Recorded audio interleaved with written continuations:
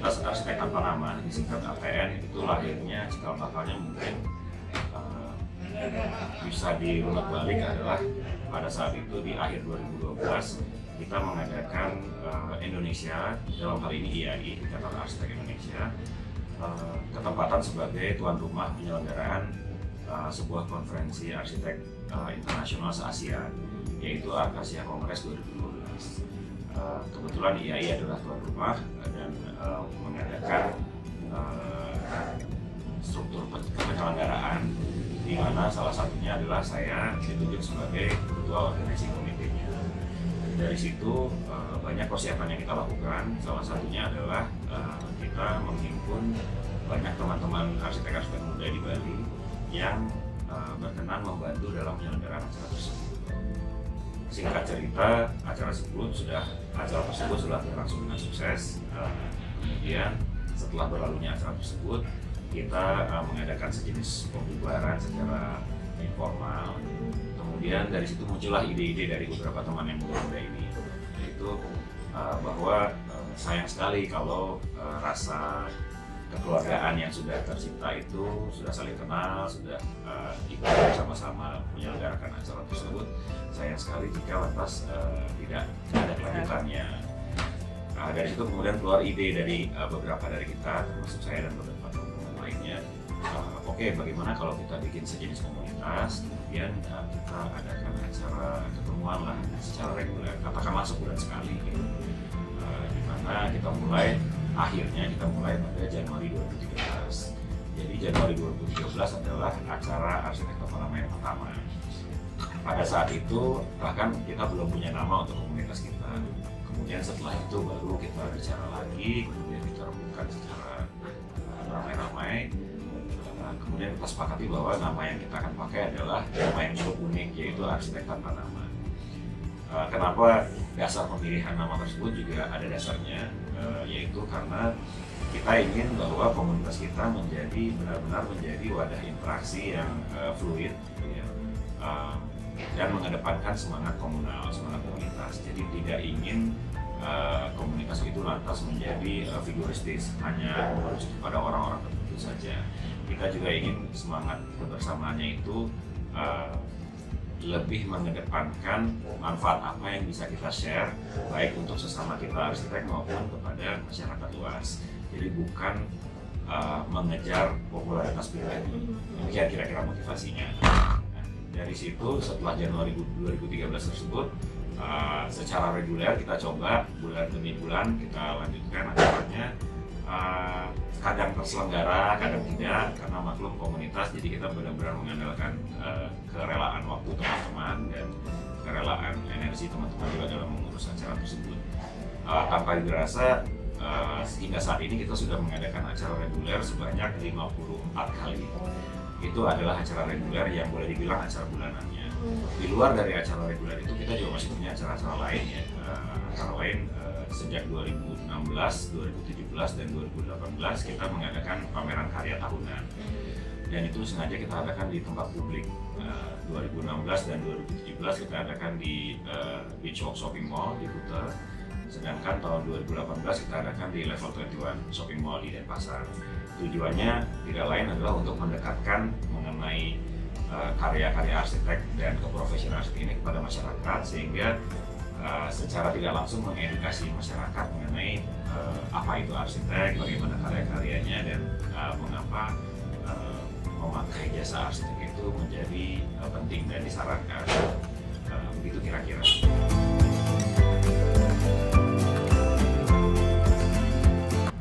Concernnya ya, mungkin lebih tepat kepada bukan concern ya, mungkin menganalisa perkembangan arsitektur di Bali. Kita di teman-teman arsitek di Bali, terutama yang muda-muda ini, menghadapi situasi yang boleh dibilang unik dan berbeda dengan daerah-daerah lainnya di Indonesia. Di Bali ini, sebagaimana yang kita tahu, banyak sekali arsitek-arsitek yang memang sudah senior dan sudah eksis di bidangnya. Selain itu banyak juga arsitek-arsitek muda yang berbakat, dan banyak sekali arsitek-arsitek asing, baik yang dari luar daerah Bali maupun yang dari luar Indonesia, itu baik mengerjakan proyek demi proyek di Bali, bahkan membuka kantor atau studionya di Bali. Jadi dengan demikian sebetulnya tingkat kompetisi profesi arsitek di Bali itu sangat tinggi. Nah, tetapi di sisi lain, walaupun tingkat kompetisinya tinggi, kita memiliki warna yang sangat unik karena boleh dibilang secara general lahan kekuatan ekspertis kearsitekan kita di Bali adalah pada hospitality industry. Hospitality industry artinya resort, hotel, private residence, residensial, villa dan sejenisnya. Kekuatan utama kita di situ, tapi bukan berarti kita tidak bisa mengerjakan pekerjaan lainnya. Nah, di sisi lain, secara pengembangan desain pun boleh dibilang variasi desainnya sangat luas. Jadi meskipun kompetisinya tinggi, tetapi peluang untuk aktualisasi diri juga tinggi. Mungkin itu salah satu sebabnya kenapa banyak arsitek-arsitek muda yang ingin berkiprah di Bali, ya, baik yang dari Bali maupun yang dari luar Bali. Nah, mungkin kalau dibilang concern, ya concernnya adalah bagaimana supaya kita bisa sama-sama berkiprah di Bali dengan tetap bisa mengedepankan kompetisi yang sehat, gitu ya. Kemudian bisa tetap menjunjung tinggi etika profesi kita, kemudian tetap bisa menggali sisi-sisi keprofesian kita lebih advance, lebih lanjut. Juga mengedukasi masyarakat agar masyarakat lebih paham mengenai peranannya arsitek di masyarakat, ya. Dan juga mengajarkan kepada teman-teman yang muda ini, teman-teman kita yang masih muda, bagaimana untuk berpraktek secara profesional dan proper, secara perlahan-lahan.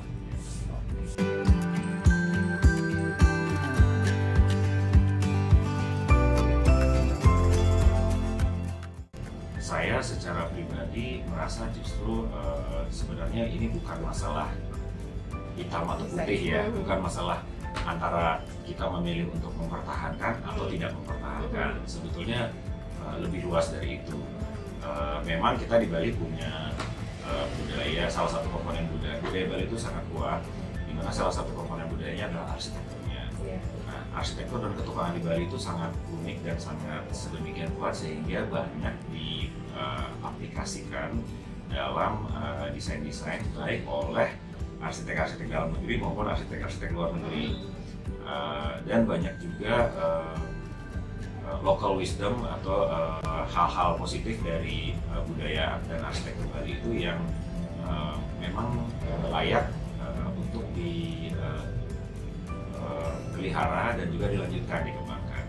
Nah, saya secara pribadi sebagai arsitek melihat bahwa budaya dan arsitektur Bali ini hendaknya mungkin lebih baik untuk tidak dilihat sebagai sesuatu yang lantas harus dikultuskan atau harus ditaruh di dalam, ibaratnya harus ditaruh di dalam sebuah kotak kaca kemudian hanya bisa dilihat dan diamati, gitu ya.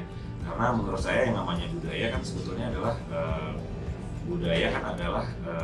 produk dari kemanusiaan. Selama masih ada manusia pasti ada budaya, dan yang namanya budaya itu dari masa ke masa terus berkembang.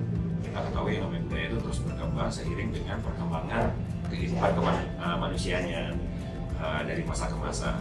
Itu sebabnya kita tahu kebudayaan-kebudayaan yang paling luhur pun, paling besar pun di dunia pada akhirnya ada yang punah, ada yang kemudian berkembang dan berasimilasi. Jadi sesungguhnya kalau menurut saya ini bukan masalah memproteksi atau tidak memproteksi, tapi lebih kepada bagaimana kita mengapresiasi budaya dan arsitektur lokal Bali itu, kemudian menggali nilai-nilai positifnya. Kemudian setelah kita dapatkan nilai-nilai positifnya, apa sih yang kita bisa olah dan kembangkan lebih lanjut sehingga menjadi relevan dalam konteks kehidupan manusia kekinian. Sehingga dengan demikian budayanya itu menjadi langgeng, menjadi sustain, menjadi berlanjut. Kalau budaya itu sudah sustain atau berlanjut, maka niscaya seharusnya budaya itu tidak punah dan akan terus malah akan value-nya bertambah dari masa ke masa. Demikian menurut saya.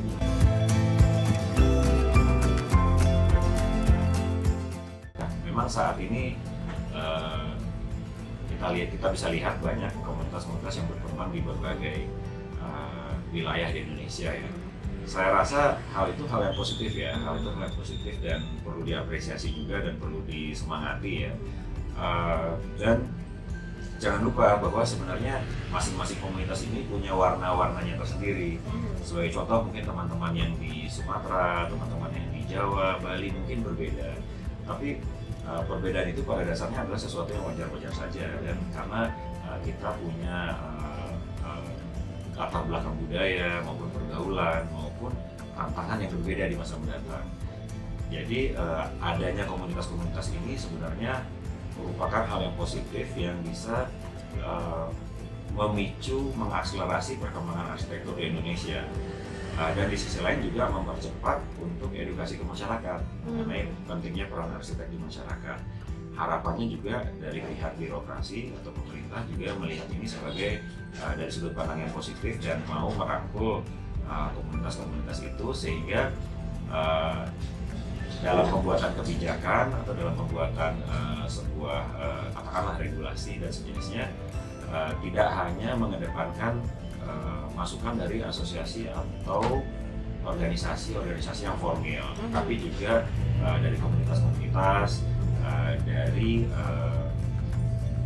pola-pola pergaulan masyarakat yang tidak harus formal namun bisa memberikan hal yang positif.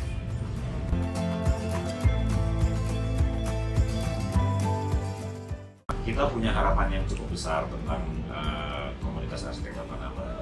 Jadi harapan kita adalah semoga komunitas yang sudah kita bangun ini bisa sustain ya, artinya berlanjut, dan dalam perkembangannya selalu ada wajah-wajah baru, selalu ada teman-teman yang berkenan mengikhlaskan waktu dan energinya untuk ikut berkiprah dan juga kontribut terhadap perkembangan dan kemajuan komunitas ini. Karena tentunya yang namanya komunitas pada dasarnya adalah tidak akan sustain kalau tidak ada regenerasi. Jadi kita sangat mengutamakan regenerasi dalam komunitas kita. Siapapun yang kebetulan punya waktu dan energi dan kapasitas untuk membantu atau berkiprah lebih aktif, selalu kita berikan kesempatan. Harapannya ke depannya semoga yang teman-teman yang muda juga setelah menjadi harapannya setelah menjadi sukses atau menjadi katakanlah senior juga berkenan untuk membimbing mereka yang lebih muda lagi. Jadi tidak hanya regenerasi dalam artian pergantian personil, tapi juga adanya alih ilmu pengetahuan, pengalihan pengetahuan dari satu generasi ke generasi berikutnya. Dengan demikian pada akhirnya nanti akan terjadi akumulasi wawasan dan pengetahuan, sehingga kontribusi komunitas kita kepada masyarakat juga akan jadi lebih luas. Ya.